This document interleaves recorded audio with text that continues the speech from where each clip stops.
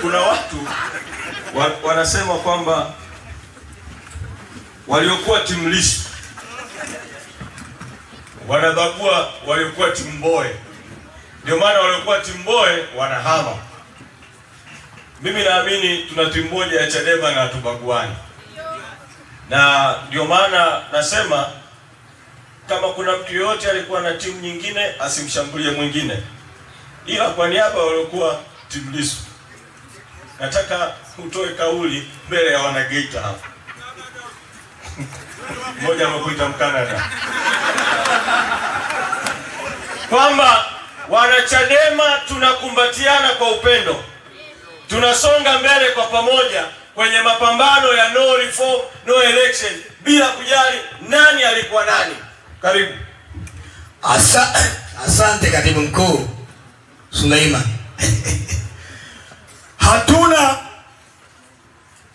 Hakuna timu, ila tuna makusudi katika chama hiki, na makusudi hayo ni mabadiliko na uhuru wa kweli. Kwa hiyo yoyote ambaye hataishi katika makusudi abaguliwi, anajibagua na makusudi ya umma yanayotazama katika chama hiki. Mimi sina timu, uchaguzi uliisha, na mimi moyo wangu nikichagua upande, nikishamalizana nao tunaendelea na kazi ya nini, ya siasa.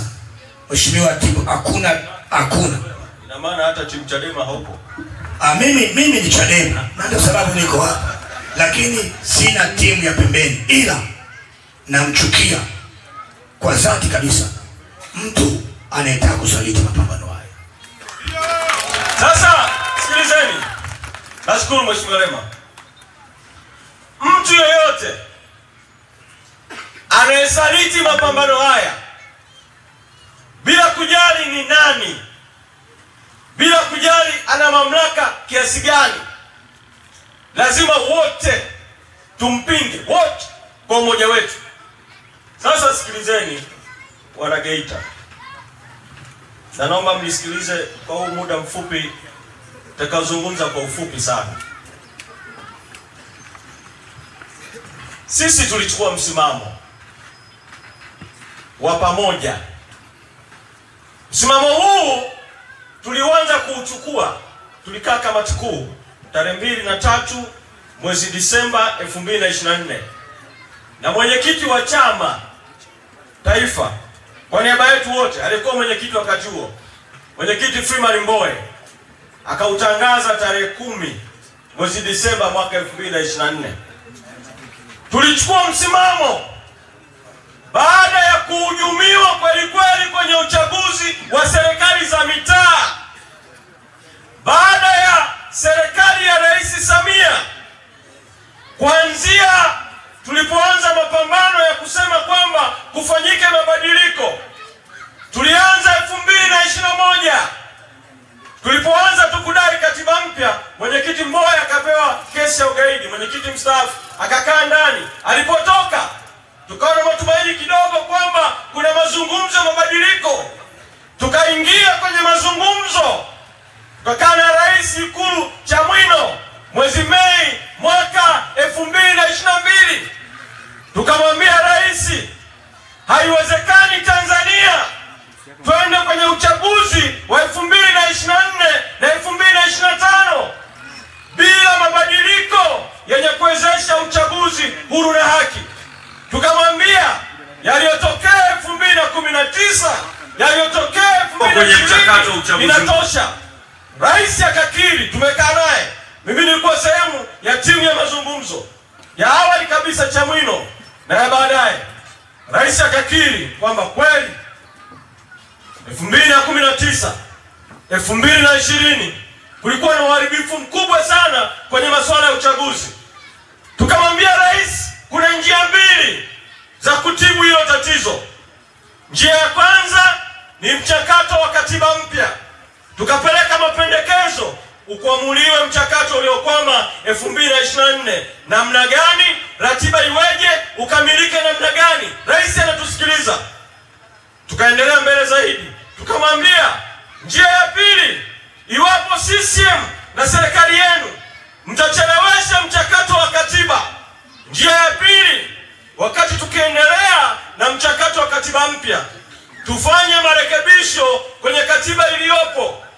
matatizo yetu ya uchaguzi chimbuko lake ni katiba.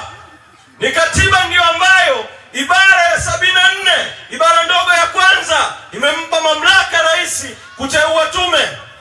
Mamlaka hayo ndio yamefanya leo tuna tume wanaita tume huru, lakini mwenyekiti wa tume ndio yule aliyekwenda kwenye chaguzi hizi za marudio za ovyo ovyo. Wanaita tume huru eti kwenye sheria waliotunga 2024. Lakini mjumbe wa tume, mjumbe mmoja wapo ndio Ramadhani Mapuri ambaye ni katibu mwenezi wa CCM. Wanaita tume huru wakati ambapo mkurugenzi wa tume huyu Ramadhani Kailima, sheria mpya imetungwa ya uchaguzi inaitwa tume huru. Sheria inasema mkurugenzi abaki yule yule. Mkurugenzi huyu ndio alikuwa mkurugenzi wa tume mwaka 2015, Chadema ikiwa na mgombea rais Edward Lowassa alipoiba uchaguzi.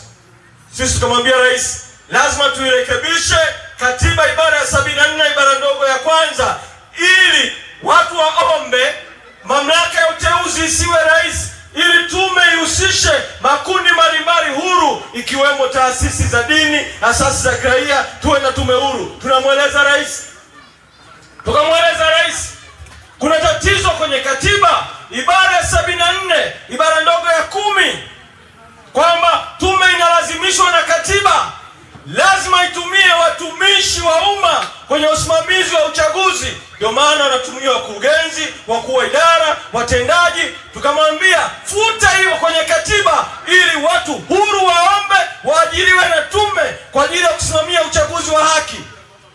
Tukamwambia kuna shida, tume zinaiba uchaguzi kwa sababu katiba ya Tanzania imeweka kwamba matokeo ya urais yakishatangazwa kwa mujibu wa katiba ibara ya 41 ibara ndogo ya 7 huwezi hata kuyapinga mahakamani. Tukamwambia hili nalo liondolewe ili matokeo ya urais yaweze kupingwa mahakamani.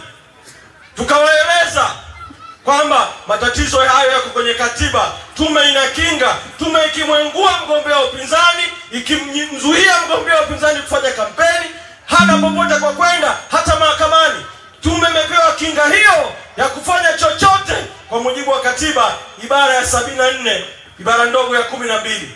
Tukamwambia haya yote yalikuwa mengi, kwa muda sitayasema, ya katiba ya kiuchaguzi yarekebishwe. Rais akasema naunda kamati ili mzungumze pande mbili. Wakaunda kamati ya 5 kwao 5 kwetu, tukaunda na sisi tukazungumza mwaka mzima. Tukagundua wanatupotezea muda na wana dhamira ovu. Tukatoka kwenye mazungumzo, tukapeleka haya bungeni vile vile walipoleta miswada mibovu 2024. Sasa sisi tulishagundua kuanzia mwanzoni kwamba hao watu wana dhamira ya kuiba uchaguzi. Ushahidi wa dhamira yao ovu tukauthibitisha kwenye uchaguzi wa serikali za mitaa mwaka 2024. Katika hali hiyo ndio maana kwa pamoja tukachukua msimamo wa no reforms no election, kwamba bila mabadiliko hakuna uchaguzi, na tukautangaza msimamo huo mwezi Disemba.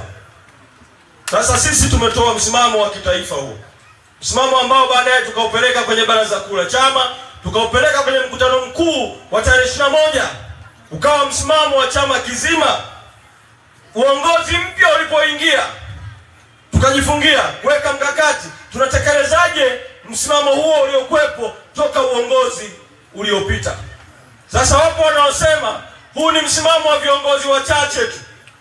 Viongozi wachache, sisi tunaamini sio tu ni msimamo wa chama, bali ni msimamo wenu vile vile nyinyi wananchi, kwamba bila mabadiliko hakuna uchaguzi, tunakwenda kuzuia uchaguzi.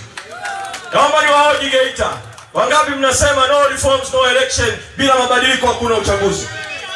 Vyombo vya habari, hii ni sauti ya wananchi, vilole viwili juu kama unaamini kwamba unakubaliana na sisi. No reforms no election, bila mabadiliko hakuna uchaguzi, bila mabadiliko hakufanyiki uchaguzi. Tuseme wote no reforms no election. No reforms no election. No reforms no election. Asanteni sana. Sasa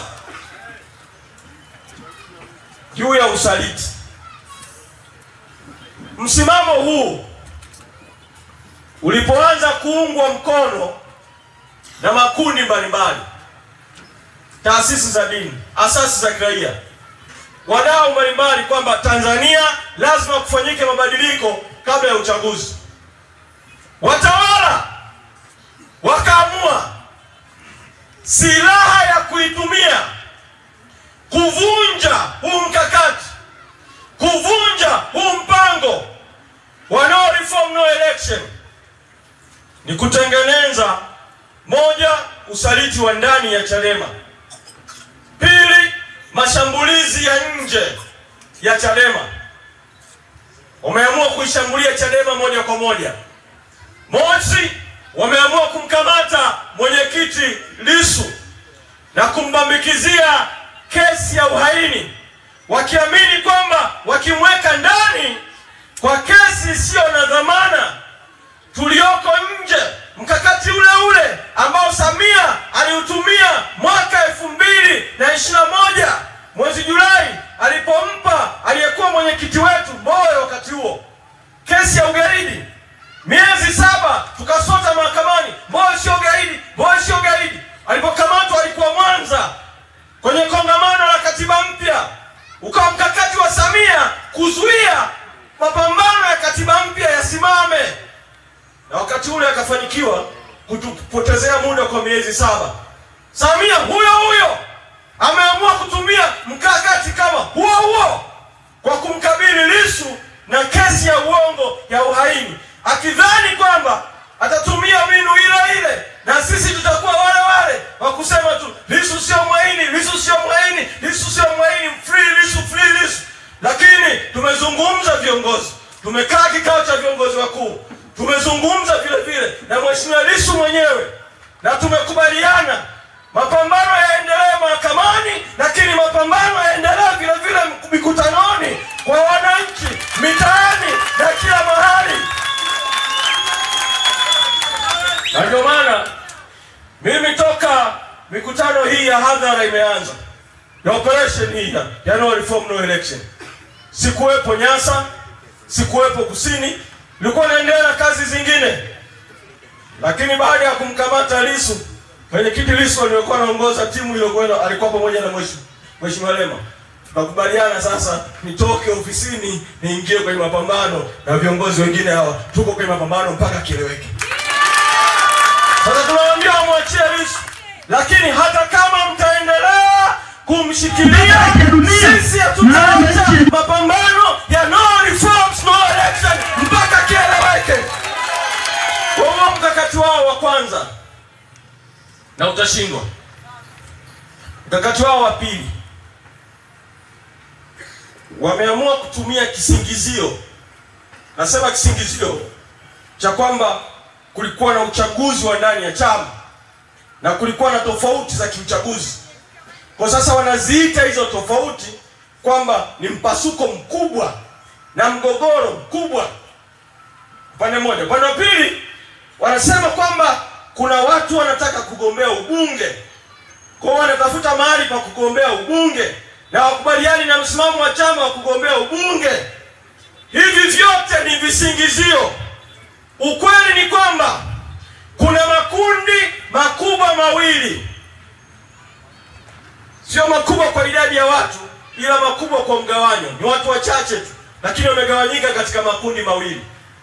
Kundi la kwanza ni watu ambao walikuwa ndani ya Chadema, na naamini bado kuna baadhi ya wao wanaweza wakawepo bado ndani ya Chadema, ambao wanatumika moja kwa moja na mfumo kwa ajili ya kutengeneza huo mchezo wa kama vile kuna mgawanyiko mkubwa, kuna mgogoro mkubwa. Hilo kundi la kwanza.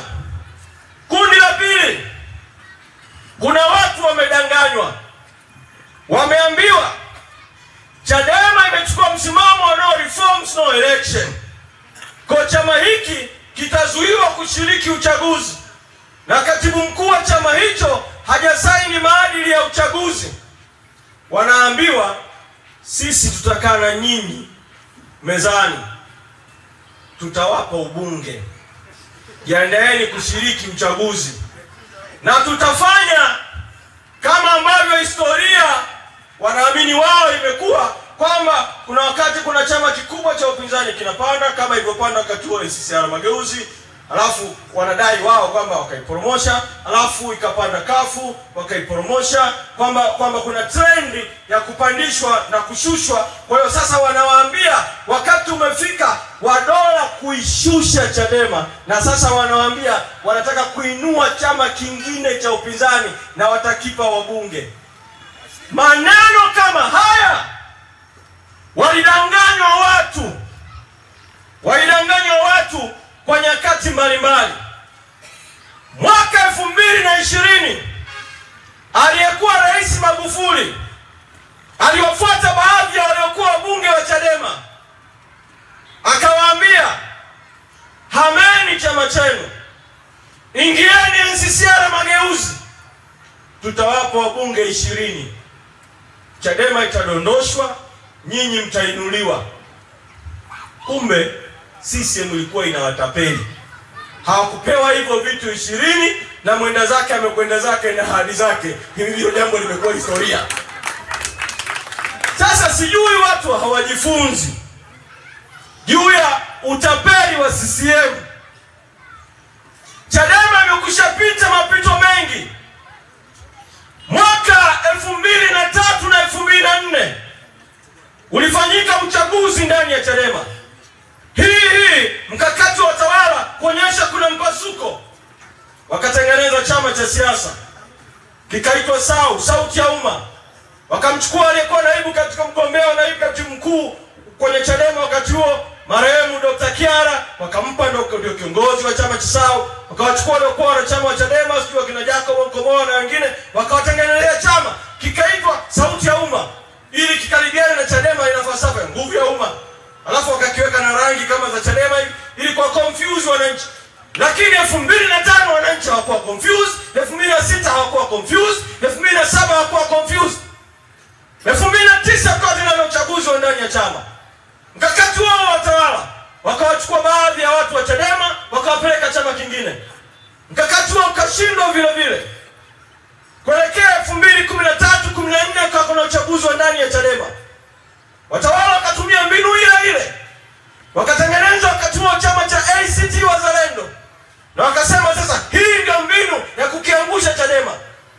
Aliyekuwa naibu katibu mkuu wa Chadema wakati huo Zitto Kabwe na wengine wakaenda, watu wakasema sasa Chadema inaanguka. Chadema haikuanguka, badala yake 2015 ikapanda zaidi, ikafika mpaka zaidi ya wabunge 70. Sasa nawaambia Geita na nawaambia wana Chadema, kama tulivyoyashinda mapito mengine magumu huko nyuma, na mapito haya nayo tutayashinda. Ninaomba wana Chadema, yoyote mwenye tofauti zozote na mwingine ambazo hazitokani na usaliti na kutumika na watawala, tofauti tu za kimitazamo, weka pembeni tofauti ili tuweze kuchuja kati ya wasaliti na wenye haki, wadhalimu na wasimamia ukweli, ili wale wa ukweli na haki na uadilifu tusonge kwa pamoja kwenye mapambano mpaka kieleweke. Sasa mkakati wa tatu, yani hayo mapigo yote hayo leo nitasema matatu tu, lakini yako kadhaa wanayafanya. Mkakati wa tatu, huyu Rais Samia aliyeuza bandari zetu, aliyegeuza Tanzania kuwa gulio la Wachina, gulio la Waarabu, gulio la Wazungu. Nalisema hilo kwa sababu nilipofika hapa kuna mtu akaniandikia kimemo, nitakisoma kama kilivyo kwa sababu nimeandikiwa, nitasoma tu. Mmoja akaandika, Ifugandi, maeneo ya wachimbaji wadogo mengi watu wamefukuzwa, leseni wamepewa Wachina, Igalula na Nyamahuna na Nyantwiga. Niko sawa, si ndio? Aliandika yuko sawa, si ndio? Kwa hiyo ninaposema tumegeuzwa gulio la China na uhalisia. Mwingine akaandika soko la dhahabu takriban 80% ya brokers ni wa China. Yaani hata kwenye soko mnada wa dhahabu na Wahindi. Unaongeza na Wahindi. Na wa China, Wahindi. Hata kwenye mnada wa dhahabu tumeuzwa, si ndio? Sasa anayetuuza ni Samia na wenzake, si ndio? Sasa wanatuuza mfumo wao wote wa CCM. Sasa mwingine ameniandikia hapa, vitalu vya madini Biteko na familia yake wamejimilikisha, mfano block A na block B Kigosi. Sasa ndio kusema nini? Mfumo wa CCM umeoza. Sasa lakini Samia, Rais Samia, yeye baada ya kumalizana na bandari, kumalizana na mbuga, sasa ana mbinu ya tatu ya kutaka kumalizana na Chadema. Yeye kupitia mtu wake wa karibu, mpango ambao uliratibiwa ukimuhusisha mtumishi mmoja wa ofisi ya msajili wa vyama vya siasa, mratibu kwa upande wa chama mkuu akiwa aliyekuwa naibu katibu mkuu Zanzibar wa Chadema Salum Mwalimu Juma, wakamfuata aliyekuwa makamu mwenyekiti wa Chadema Zanzibar anaitwa Said Isa Mohamed, wakakubaliana kwamba ifunguliwe kesi dhidi ya Chadema. Wanasema ni kesi ya Wazanzibari watatu. Nasema watatu kwa sababu nimezungumza na viongozi wetu wa Zanzibar wa chama, makamu mwenyekiti aliyopo Mheshimiwa Said Mzee, naibu katibu mkuu aliyopo Mheshimiwa Ali Ibrahim, na viongozi wengine wa Zanzibar. Wanasema mpango huu sisi hatuhusiki. Hao watatu wale wamekwenda kufungua kesi, wakitoa kisingizio cha kesi kwamba wanataka kuwepo na mgawanyo wenye uwiano wa kirasilimali ndani ya Chadema. Ukisikiza hoja hiyo kwa nje, unaweza kuona labda inatetea maslahi ya Wazanzibari au ya Zanzibar, ya watu wa Zanzibar ndani ya Chadema. Lakini siri ya hiyo kesi iko kwenye ombi gani wameiomba mahakama. Wameomba mahakama kwamba wakati hiyo kesi ikisikilizwa, shughuli zote za Chadema nchi nzima, iwe ni mikutano ya hadhara, iwe ni uendeshaji wa ofisi, kazi yoyote ya Chadema popote, mahakama itoe amri Chadema izuiwe shughuli zake zote. Kesi hiyo inakwenda kusikilizwa Mahakama Kuu tarehe 12 mwezi huu wa 5. Nataka kumwambia Rais Samia na msajili wa vyama vya siasa na wanaotumika, tutapambana. Mawakili wetu watapambana mahakamani. Nataka niwahakikishie wanachadema, hila hizo nazo zitashindwa. Idara ya usalama wa taifa, mpelekeeni Rais Samia, mpelekeeni mkurugenzi wa idara ya usalama wa taifa kwamba hii ni sauti ya wananchi. Wananchi wako tayari, hata uchaguzi usogezwe mbele ili mradi pawepo uchaguzi unaki. Sasa ndugu yangu mmoja pale akarusha neno pale, akasema nataka niwaambie hao wanaoitwa wasiojulikana ambao polisi inataka kuchunguza milele. Kaa mbele ya vyombo vya habari Jumanne Muliro anasema hatujakamata mtu zaidi ya John Heche, makamu mwenyekiti wa Chadema, mheshimiwa, na katibu mkuu John Mnyika, wala hatujapiga mtu yeyote. Sasa jeshi la polisi lenye viongozi waongo namna hii linaweza kulinda uchaguzi huru na haki? Linaweza kulinda uchaguzi huru na haki? Ndio maana askari hawa wametuhumiwa 2020 kushiriki kuwalinda watu wanaoingiza kura feki kwenye vituo. Wametuhumiwa kuhusika wao wenyewe wengine kuonekana wamebeba masanduku ya kura feki. Tunapotaka reform za kiuchaguzi, ukishakuwa na tume huru, Ukishakuwa na sheria inakuwa inatamka. Nashukuru. Uchaguzi ukianza tu, vyombo vya usalama vinaripoti kwa tume, vinafuata matakwa ya tume huru ya uchaguzi. Sasa mkutano tumemalizia. Sasa tuna tangazo moja muhimu sana la tone tone.